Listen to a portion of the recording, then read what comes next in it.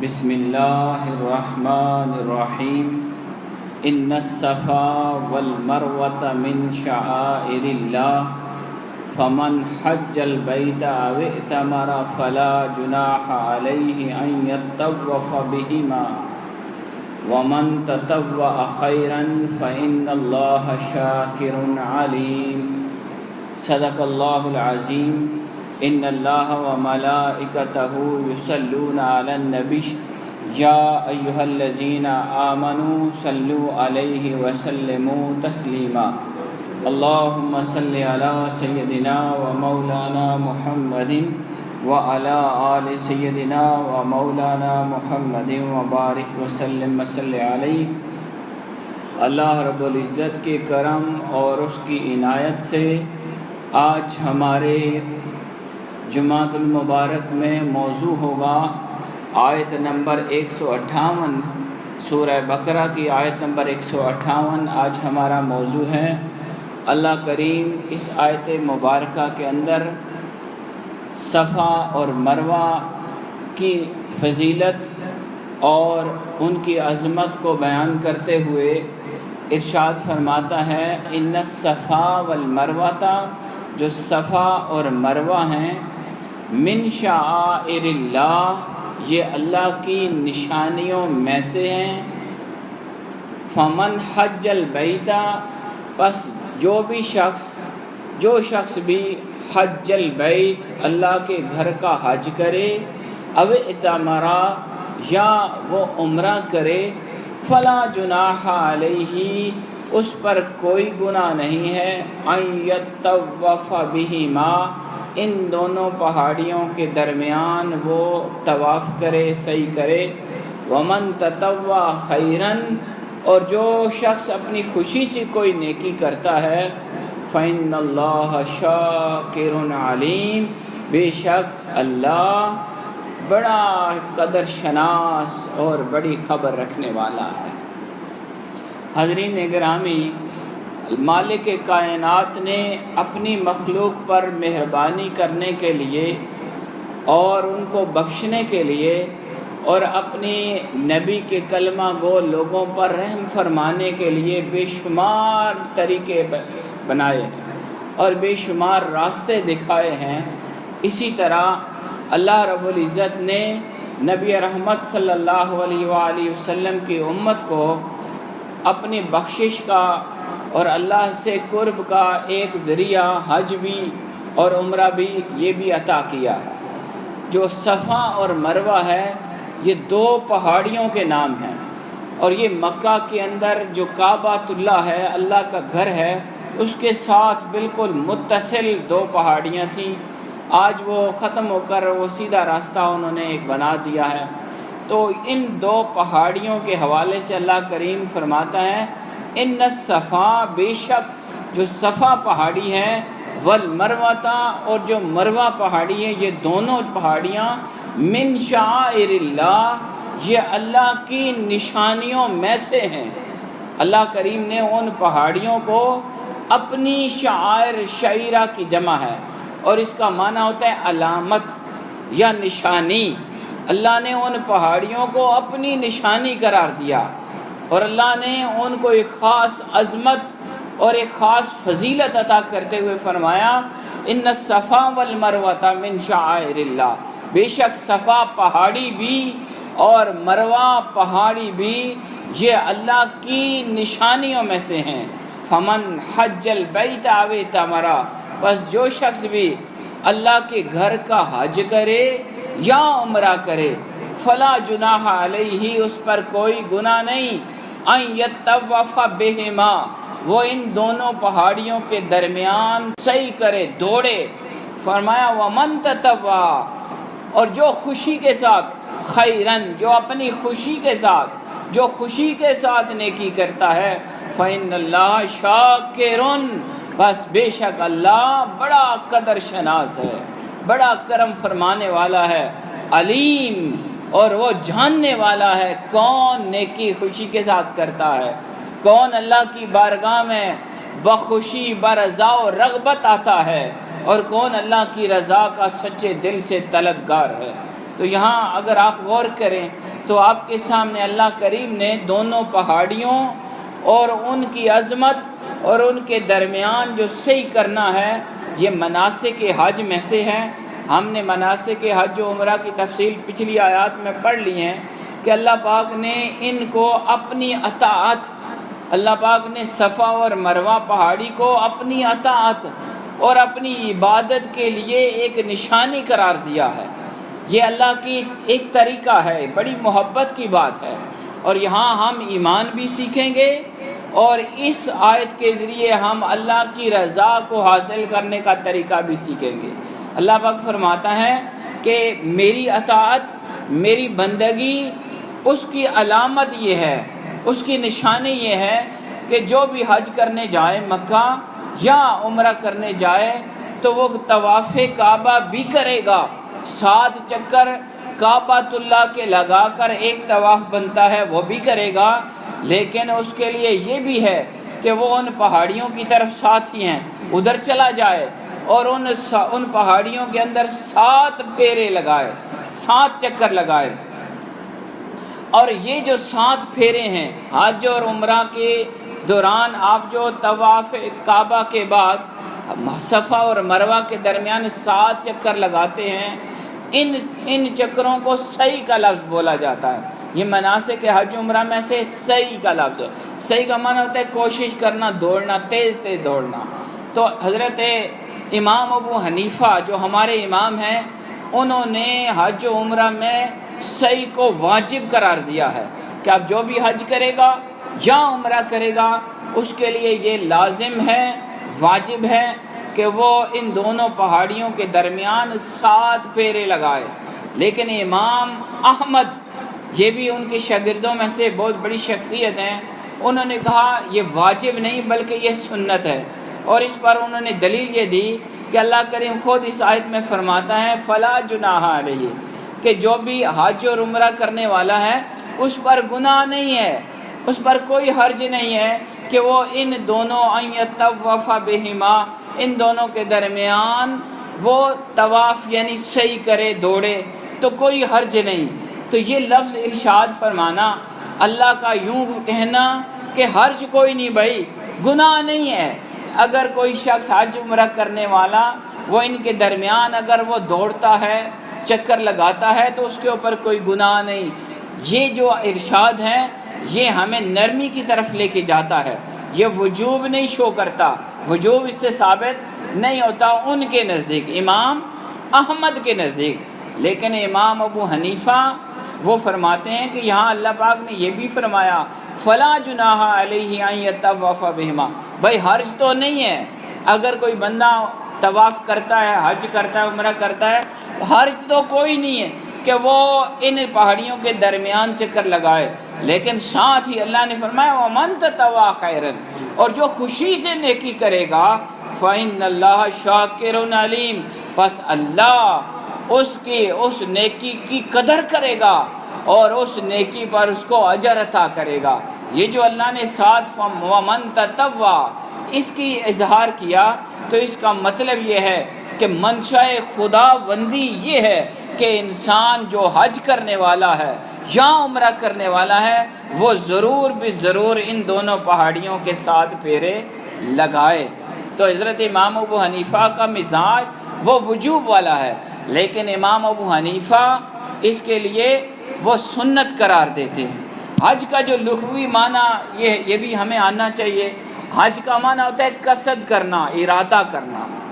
ہم جب حج کے لیے جاتے ہیں تو ہم اللہ کے گھر کے طواف اور جتنے بھی مناسک حج ہیں، وقوف عرفات ہے، قربانی ہے، مزدلفہ کا مقام پر جانا ہے، یہ جو صحیح کرنا ہے، یہ جتنے بھی احکام حج ہیں، مناسک حج ہیں، ان سب کے ارادے کے کر کے ہم جاتے ہیں کہ ہم اللہ کے گھر کے لیے ارادہ کر کے جا رہے ہیں، اور اس کے ساتھ منسلک جتنی بھی باتیں ہیں ہم ان سب پر عمل کرتے ہیں۔ اس کو حج کا معنی کیا ہوا؟ ارادہ کرنا، قصد کرنا۔ اور جو عمرہ ہے، عمرہ کا معنی ہوتا ہے زیارت کرنا، زیارت کرنا۔ تو اللہ پاک نے فرمایا جو حج کا ارادہ کر لے، حج کرنے کا اللہ کے گھر کا، یا وہ زیارت کا ارادہ کرے، ویسے جائے اور اللہ کے گھر کا طواف کرے تو اس کے اوپر بھی یہ لازم ہے امام ابو حنیفہ کے قول کے مطابق کہ وہ صفا اور مروہ دونوں پہاڑیوں کے درمیان 7 چکر لگائے، فلا جناح علیہ، اس کے اوپر حرج نہیں، گناہ نہیں ہے وہاں پر چکر لگانا۔ اللہ نے ارشاد فرمایا گناہ نہیں بھائی، کوئی حرج نہیں ہے، 7 پھیرے لگاؤ۔ تو یہاں یہ ہم بات سمجھ چکے کہ امام ابو حنیفہ اس کو واجب قرار دیتے ہیں، کیونکہ اس کے اندر اللہ نے دوبارہ ذکر کیا وَمَن تَطَوَّعَ خَيْرًا، جو خوشی سے نیکی کرے، بھائی خوش ہو کر نیکی کرے تو اللہ اس کی نیکی کی قدر کرے گا۔ تو اس سے مراد یہ ہوئی کہ یہ کرنا ضروری ہے، جو بھی حج کرے عمرہ کرے اس کے اوپر یہ ضروری ہے۔ لیکن امام احمد نے انہوں نے کہا بھائی یہ سنت ہے، کرے تو بہت اچھا ہے، یہ سرکار کا طریقہ تھا۔ لیکن آپ اس بات کو اگر سمجھ چکے تو ہم آگے چلتے ہیں۔ جو طواف ہوتا ہے کعبہ کا، طواف کرنا، طواف کا مطلب کیا ہوتا ہے؟ چکر لگانا، گھومنا۔ کعبہ یہ 4 کونوں والا جو اللہ کا گھر ہے کعبۃ اللہ، اس کے ارد گرد جو 7 پھیرے ہیں اس کو طواف کہا جاتا ہے۔ طواف کا لغوی معنی کیا ہوا؟ پھیرے لگانا، چکر لگانا۔ اور یہ چکر لگانا یہ اللہ کی عبادت ہے۔ کامل طواف کب ہوتا ہے؟ کہ جب آپ ایک خاص مقام سے آپ 7 پھیرے لگاتے ہیں کعبہ کے اور پھر 2 نفل پڑھتے ہیں، یہ ایک طواف ہو گیا۔ ہمارے ہاں یہ طریقہ ہے کہ ہم خود بھی اپنا بھی طواف کرتے ہیں اور اپنے مرحومین کے لیے طواف کرتے ہیں، ثواب پہنچاتے ہیں۔ تو ایک طواف کب کامل ہوتا ہے؟ جب آپ کعبہ کے 7 پھیرے لگائیں اور اس کے ساتھ 2 نفل پڑھیں تو یہ آپ کا ایک طواف ہو جاتا ہے۔ طواف کا معنی آپ نے سمجھا، چکر لگانا۔ اب جو یہ آیت اتری ہے جس میں اللہ نے فرمایا بے شک جو صفا ہے اور مروہ ہے، یہ دونوں جو پہاڑیاں ہیں، یہ بے شک یہ اللہ کی نشانیوں میں سے ہیں، من شعائر اللہ۔ اللہ کی اس کا مطلب کیا ہوا کہ من کا مطلب ہوتا ہے بعض، کچھ، تو مطلب یہ ہے کہ اللہ کی اور بھی بے شمار نشانیاں ہیں۔ اللہ کی نشانیاں بے حساب ہیں۔ ان نشانیوں میں سے، یعنی وہ چیز جس کو دیکھ کر آپ کو خدا یاد آ جائے، نشانی تو اسے ہی کہیں گے نا، اللہ کی نشانی۔ تو نشانی کیا ہوتی ہے کہ وہ ایک دوست کو دوسرے دوست کے لیے ایک تحفہ ہوتا ہے جس سے وہ اس کو یاد رکھتا ہے۔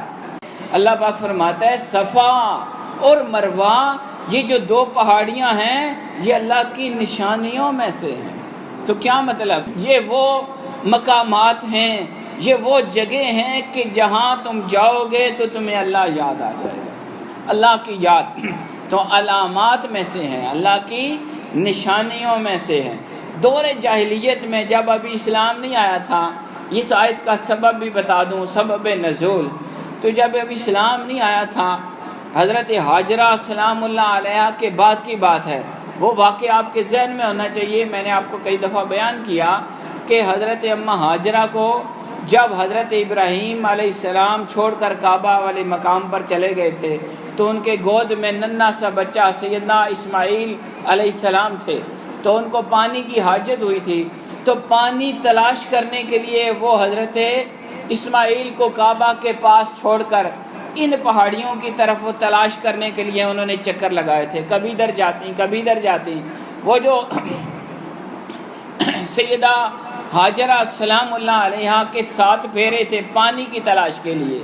ان 7 پھیروں کو اور 7 ان پیچھے بچہ تھا، بھاگ کے جاتی ایک طرف، پھر دیکھتی وہاں پانی نہیں ہے، پھر واپس آ جاتی بچے کو دیکھنے کہ اس کو کچھ ہوا تو نہیں، پھر جاتی، پھر بچے کو دیکھنے آتی۔ تو یہ 7 پھیرے انہوں نے جو لگائے تھے اللہ نے اسے اپنی عبادت شمار کر دیا۔ یہ خاص نقطہ ہے،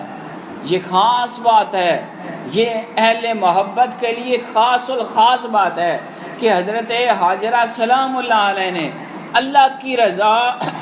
اور اس کی خوشی اور اس کی منشا کی خاطر سارا کچھ قربان کر کے فلسطین کو چھوڑا، فلسطین گھر بار چھوڑا، آبادی کو چھوڑا، خامند کو چھوڑا، اور ایک غیر آباد جگہ، پیور جنگل، کچھ بھی نہیں تھا، اور خشک پہاڑ تھے، جنگل نہیں کہتے ہیں اس کو، جنگل تو ہوتا ہے جہاں درخت بھی ہوں، خشک پہاڑوں کے اندر، سوکھے خشک پہاڑوں کے اندر اللہ کی رضا کے لیے انہوں نے ڈیرا لگایا۔ تو وہ جو پانی کی تلاش کے لیے انہوں نے 7 چکر لگائے، اللہ نے زندگی بھر کے لیے اپنے ماننے والوں کے لیے اس کو عبادت بنا دیا۔ تو اللہ کی عبادت کیا ہے؟ سبحان اللہ پڑھنا بھی اللہ کی عبادت ہے،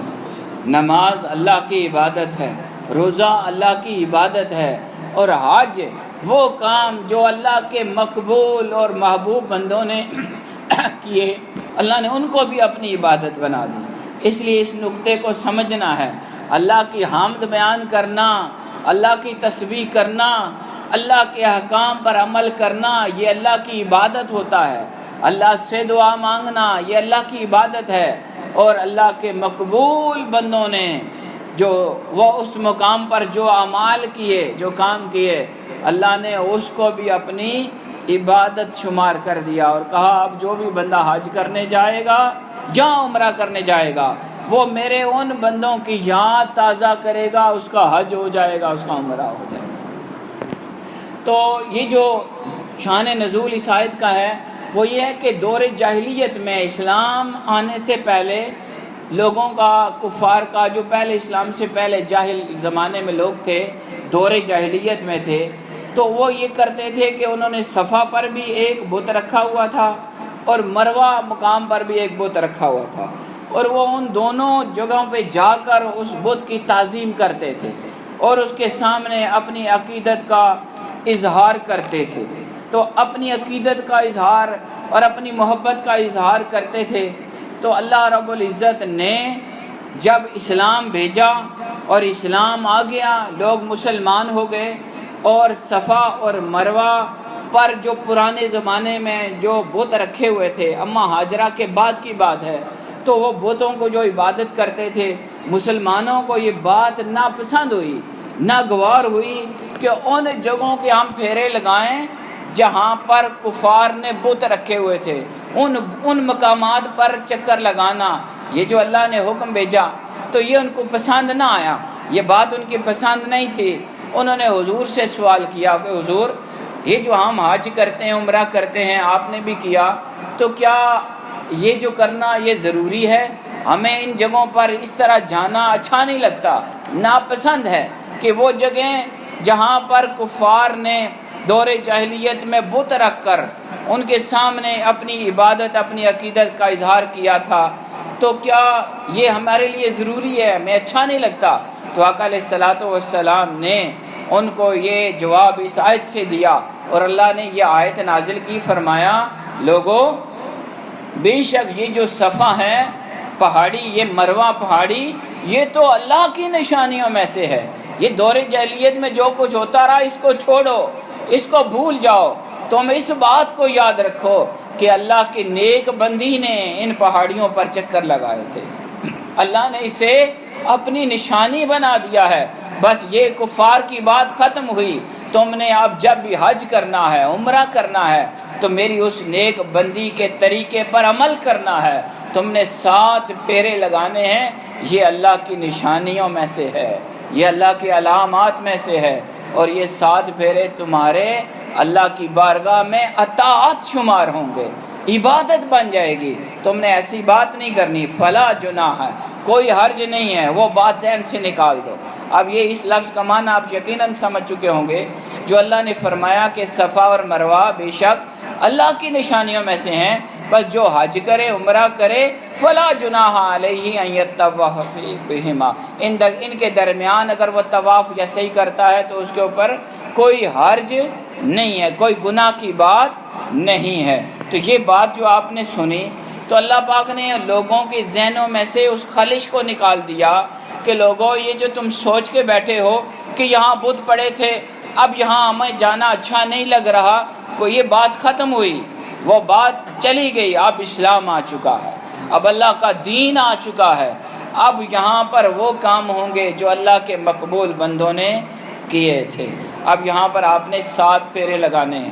ان 7 چکروں کے حوالے سے جو بندہ حج عمرے کے لیے جاتا ہے، اللہ کرے وہ راستے کھلیں، حالات بہتر ہوں، ہم سب دوبارہ جائیں، تو ہر ایک شخص کو یہاں پر ایک غلط فہمی سی ہوتی ہے، سمجھنا پڑتا ہے کہ جو صفا پہاڑی ہے وہ کعبہ اللہ کے قریب والی پہاڑی ہے، جو مروہ ہے وہ دوسری ہٹ کے ہے۔ تو اس کے جو 7 پھیرے ہیں ان کا طریقہ یہ ہے کہ آپ نے صفا سے شروع کر کے مروہ جانا ہے، یہ ایک پھیرا ہو گیا۔ مروہ سے واپس آپ نے صفا آنا ہے، یہ دوسرا ہو گیا۔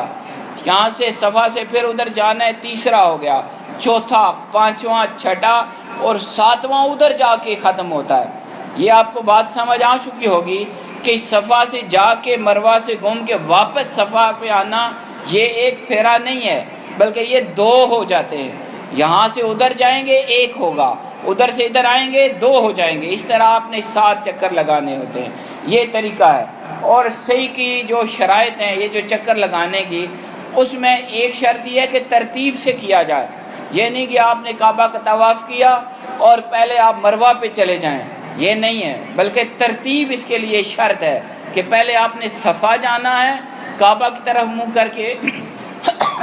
آپ نے دعا کرنی ہے جس طرح حضور علیہ السلام نے کیا، اور پھر وہاں سے چلتے چلتے تیز تیز آپ نے مروہ جانا ہے، وہاں سے پھر واپس ادھر آنا ہے۔ تو یہ ترتیب بھی شرط صحیح ہے۔ اور اس کے بعد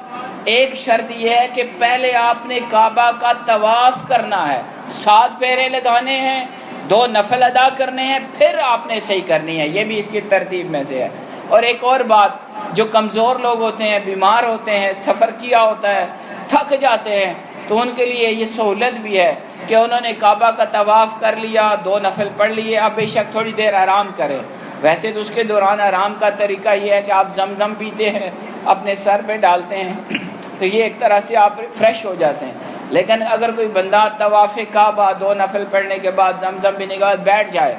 آرام سے 1 چکر لگائے، پھر بیٹھ جائے، پھر دوسرا لگائے، دورانے سے ہی تھوڑا آرام کر لے، تو یہ سارا طریقہ اس کا درست شمار ہوگا۔ تو اللہ کریم نے یہ جو آگے ارشاد فرمایا وَمَن تَطَوَّعَ خَيْرًا، اور جو خوشی سے نیکی کرتا ہے، تو پھر آگے فرمایا فَإِنَّ اللَّهَ شَاكِرٌ عَلِيمٌ، اللہ اس نیکی کی قدر کرنے والا ہے، شاکر ہے۔ شاکر اور شکور ہم پہلے پڑھ چکے، یہ اللہ کے اسماء ہیں اور اس میں اللہ کی خاص صفات کا اظہار ہے۔ شاکر کا معنی ہوتا ہے جو آپ کی نیکی کو قبول کر کے آپ کی نیکی کی قدر کرتے ہوئے اس پر اجر بھی عطا کرے، ثواب بھی عطا کرے۔ تو اللہ نے فرمایا جو خوشی سے نیکی کرے، اپنی خوشی سے نیکیاں کرتا ہے، تو اللہ اس کی نیکی کی قدر کرنے والا ہے۔ اس کے اوپر مختلف اقوال ہیں، اور ان میں سے ایک یہ ہے کہ نیکی کا عمل جو بھی ہے، آپ جو بھی نیکی کرتے ہیں، چاہے وہ فرض ادا کرتے ہیں، آپ نفل پڑھتے ہیں، صدقہ خیرات کرتے ہیں، کسی کے ساتھ اچھائی اور بھلائی کا کوئی بھی عمل کرتے ہیں اپنے لیے یا کسی کے لیے، وہ سب نیکی ہی ہے، اور وہ آپ جو خوشی سے نیکی کرتے ہیں وہ اس میں شامل ہے۔ اور اس کے علاوہ ایک قول یہ بیان کیا گیا کہ جو بندہ صفا اور مروہ کے درمیان چکر لگاتا ہے یہ بھی ایک نیکی ہے۔ اللہ پاک نے یہاں یہی فرمایا کہ بے شک صفا اور مروہ اللہ کی نشانیاں ہیں۔ اب یہ جو اللہ کی نشانیاں ہیں حج عمرہ کرنے والے کے لیے یہ ہے کہ وہ ان میں طواف کرے، اور یہ نیکی کا کام ہے بھائی، وَمَن تَطَوَّعَ خَيْرًا، جو یہ نیکی کرے گا یعنی صحیح کرے گا طواف اس کے صفا اور مروہ کے درمیان، تو یہ اللہ پاک کی بارگاہ میں مقبول عمل ہے۔ ایک قول یہ ہے کہ حج اور حج فرض ادا کرنے کے بعد اگر کوئی نفلی حج کرتا ہے یا اس کے بعد نفلی عمرہ ادا کرتا ہے، مزید حج عمرے کرتا ہے، تو اللہ پاک یہاں یہ فرماتا ہے کہ وَمَن تَطَوَّعَ خَيْرًا، ایک فرض حج ادا ہو گیا، اچھا عمرہ ایک دفعہ کر لیا، اب وہ بار بار اللہ توفیق دے تو وہ حج بھی کرے عمرے بھی کرے، تو یہ اس کی اپنی خوشی سے جو نیکی ہے اللہ اس کی بڑی قدر کرتا ہے، اور اس پر اللہ پاک خصوصی اجر عطا فرماتا ہے۔ ایک قول یہ ہے کہ یہاں اللہ پاک فرماتا ہے وَمَن تَطَوَّعَ خَيْرًا، جو خوشی سے نیکی کرتا ہے، اس کے بارے میں یہ ہے کہ تمام اعمال جو بھی اللہ نے آپ کے لیے نیکی کے راستے آپ کو سکھائے ہیں، چاہے وہ فرض ہیں یا واجب ہیں یا نفل ہیں، جو بھی نیکی کا کام ہے، اللہ پاک یہاں یہ فرما رہا ہے جو بھی نیکی کرے گا لیکن خوشی سے کرے گا، محبت سے کرے گا، جو بھی خوشی سے نیکی کرے گا تو اللہ اس کی نیکی کی قدر کرے گا اور اس پر اجر عطا کرے گا، اس کو ثواب عطا کرے گا، چاہے وہ فرض نماز ادا کرے، چاہے وہ زائد نمازیں تہجد پڑھے، اشراق پڑھے، نوافل پڑھے۔ اسی طرح اگر کوئی بندہ زکوٰۃ ادا کرتا ہے، وہ فرض جو ہے فرض زکوٰۃ، اگر کوئی صاحب نصاب فرض زکوٰۃ ادا کرتا ہے یہ بھی نیکی ہے، اور اگر کوئی شخص فرض زکوٰۃ کے علاوہ بھی اللہ کے نام پر صدقہ و خیرات کرتا ہے یہ بھی اس میں شامل ہے۔ تو ہر طرح کی نیکی اس سے مراد ہے۔ اللہ فرماتا ہے جو بھی خوشی سے نیکی کرے گا اللہ اس کی نیکی کی قدر کرے گا، شاکر، بس اللہ تمہارے اس عمل کو بڑے قدر کی نگاہ سے دیکھے گا۔ فَإِنَّ اللَّهَ شَاكِرٌ، لوگوں یہ نہ کہنا کہ ہم نیکیاں کر رہے ہیں اور اس کا ہمیں اجر نہیں مل رہا، اللہ بے شک اللہ شاکر ہے، آپ کی نیکی کی قدر کرتا ہے اور آپ کو اس پر اجر عطا کرتا ہے، ثواب عطا کرنے والا ہے۔ اور ساتھ فرمایا علیم، اور اللہ جاننے والا ہے کہ کون نیکی خوشی سے کرتا ہے اور کون نیکی کیسے کرتا ہے۔ اللہ کو ہر چیز کی خبر ہے، اللہ دلوں کے حال جاننے والا ہے، اللہ کے سامنے ہر شے ہے۔ اللہ کی بارگاہ میں دعا کرتا ہوں کہ مالک کائنات ہمیں خوشی کے ساتھ نیکیاں کرنے والا بنائے، ہمیں قرآن مجید کا نور عطا فرمائے اور ہم سب کو حج بیت اللہ اور عمرہ کی سعادت عطا فرمائے۔ وما علینا الا البلاغ